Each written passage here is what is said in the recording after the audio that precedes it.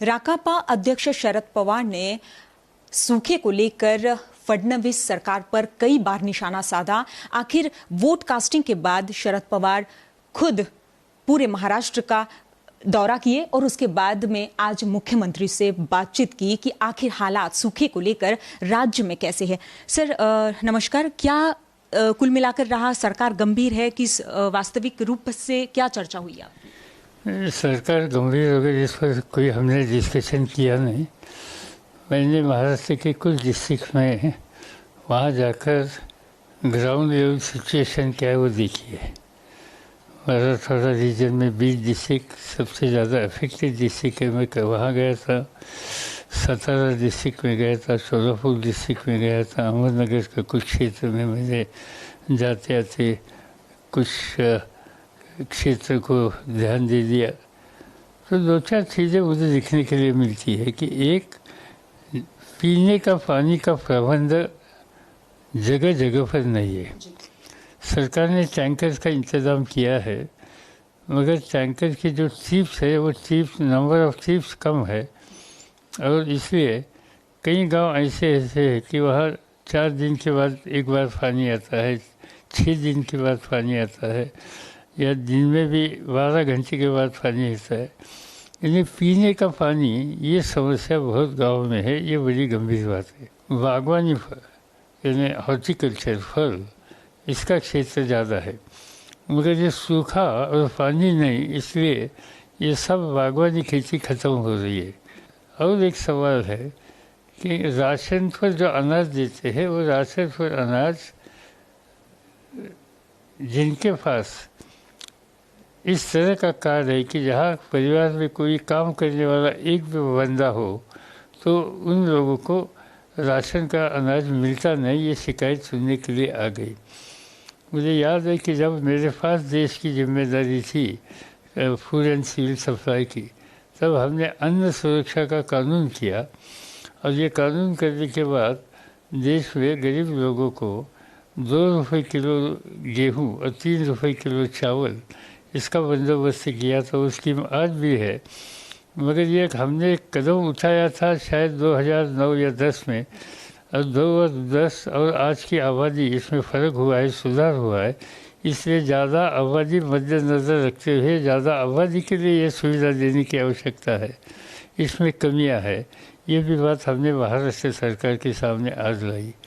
ऐसे कई इश्यूज़ है कि इस पर ज़्यादा ध्यान देने की आवश्यकता है। आज सूखे की स्थिति बहुत गंभीर है, और इसमें सख्ती से जल्दी कदम नहीं उठाए गए तो नुकसान हो जाएगा। किसानों ने अपना फसल का इंश्योरेंस का इंस्टॉलमेंट दिया था, मगर इंश्योरेंस कंपनीज इनका जो कॉम्पेंसेशन है वो देने के लिए आगे नहीं आ रही, और इसलिए लोग इस पर भी नाराज़ है। ये सब इश्यूज हमने महाराष्ट्र सरकार के सामने आज ले ली। मेरे साथ हमारे पार्टी के बाकी वरिष्ठ सहयोगी सब थे, प्रधान मुख्यमंत्री और उनके सीनियर ऑफिसर, इनके साथ बातचीत हो गई। अभी देखेंगे इस पर वो किस तरह से कदम उठाना चाहते। आप खुद एक परिपक्व राजनेता हैं। सुनिए, हमारी इसमें ये नीति ये है कि सूखा ये समस्या है, ये संकट है। हम इसमें राजनीति नहीं करना चाहते। हम इसमें जो सूखाग्रस्त लोग हैं उनको जिस तरह से मदद हो सकती है, वो मदद करने के लिए जो कदम उठाने की आवश्यकता है वो हम उठाने के लिए तैयार है। मुझे मालूम है मेरे पार्टी के कई साथियों ने जिन गाँवों में पानी की कम है, वहाँ सरकार की तरफ से मदद लेते बिना टैंकर्स की सुविधा देने का काम हमारे साथियों ने किया। इसका खर्चा वो खुद करते हैं, उनकी कंपनीज करती है। इस तरह से हम इसमें मदद भी करने के लिए तैयार है, क्योंकि लोगों को अब पशुधन को बचाना है। सर आप क्या कहना चाहेंगे, कृषि के मामले में आप दिग्गज है, लगता है हालात क्या है अभी महाराष्ट्र के? फिलहाल आपने खुद जायजा लिया है। हालत खराब है, फसल गया है, पानी नहीं है, और रोजी रोटी की समस्या हो गई है। पशुधन कैसे बचाना, ये समस्या है। और कहीं भी आप देखिए, कहीं भी आपको हरा खेत देखने के लिए मिलता नहीं। सब जगह पर सूखे हुए पेड़ या कोई भी फसल ज़मीन में नहीं। इस तरह की एक भयावह स्थिति जगह जगह पर देखने के लिए मिलती है। मैंने 1972 का सूखा देखा था, 1978 का सूखा देखा था, हैंडल भी किया था, मेरे पास मुख्यमंत्री की जिम्मेदारी थी। मगर आज जो सूखे की स्थिति है, इतनी बुरी हालत मैंने इससे पहले देखी नहीं थी। सर, इस मामले पर कर्ज माफी को लेकर है या फिर अन्य मुद्दों पर लेकर मध्य प्रदेश है, छत्तीसगढ़ है, राजस्थान में सरकार गंवानी पड़ी बीजेपी को। लगता है कि अभी हालात स्थिति में जो मौजूदा स्थिति महाराष्ट्र की है, उसमें क्या चिन्ह समीकरण रह सकते हैं? आज इस पर मैं ज़्यादा बोलना नहीं चाहता हूँ। आज लोगों को मदद करने के लिए मेरा ध्यान ज़्यादा है, मगर जिस तरह से लोगों में नाराज़गी मैं देख रहा हूँ, इसकी कीमत सरकार को देनी पड़ेगी। उन्होंने कदम सख्ती से समय पर नहीं उठाए तो, मगर आज तक तो स्थिति समय पर कुछ कदम उठाए ऐसे दिखती नहीं। अभी देखेंगे, कल से आज की डिस्कशन होने के बाद कुछ करेंगे तो अच्छी बात है। अंतिम सवाल रहेगा साहब कि क्या अभी देश में राजनीतिक समीकरण जो हो रहा है, राजनीतिक जो दंगल हो रही है, उसमें क्या विपक्ष का गठबंधन मजबूत दिख रहा है? सरकार की स्थिति क्या रहेगी 23 तारीख के लिए? वही सीधी बात है कि हमें, जहाँ तक मेरा ऑब्जर्वेशन है, कि भारतीय जनता पार्टी सरकार बनाने के लिए उनके पास जो नंबर है वो नंबर उनको मिलेगा नहीं है।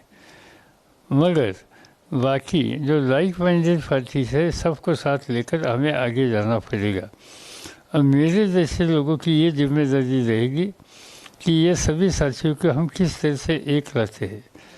2004 में मुझे याद है कि तब भी यही स्थिति थी। एक तरफ अटल बिहारी वाजपेयी जैसे एक सक्षम नेता प्रधानमंत्री थे, और उनकी हार होने के बाद 2004 में किसी एक पार्टी को बहुमत नहीं मिला था। हम अलग अलग चुनाव लड़े थे, मगर 2004 में हम सब लोग साथ बैठकर हमने यूपीए की स्थापना की। तब चुनाव में हमने डॉक्टर मनमोहन सिंह को प्रोजेक्ट नहीं किया था, फिर भी उनके कंधे पर जिम्मेदारी हमने दे दी और 10 साल देश को एक स्टेबल गवर्नमेंट दे दिया। आज वो स्थिति पैदा होगी ऐसे मुझे पूरा लगता है, और ऐसे परिस्थिति में हम सब मिलकर देश को एक स्टेबल गवर्नमेंट कैसे दे सकते हैं, इस पर ध्यान देंगे। और परिवर्तन की आवश्यकता जो लोग चाहते हैं, इसको हम ठीक तरह से सहयोग देंगे। जाहिर सी बात है। ये थे हमारे साथ में राकापा अध्यक्ष शरद पवार जी, और साफ कहना है कि मतभेदों से दूर होकर यदि हर कोई पक्ष, राज्य सरकार, विपक्ष सब मिलकर यदि साथ होती है तो महाराष्ट्र राज्य में जो सूखे से लोग परेशान हैं उस पर कुछ न कुछ हल निकाला जाएगा। वीडियो जर्नलिस्ट स्वप्निल चौहान के साथ श्वेता गुमसे, न्यूज नेशन, मुंबई।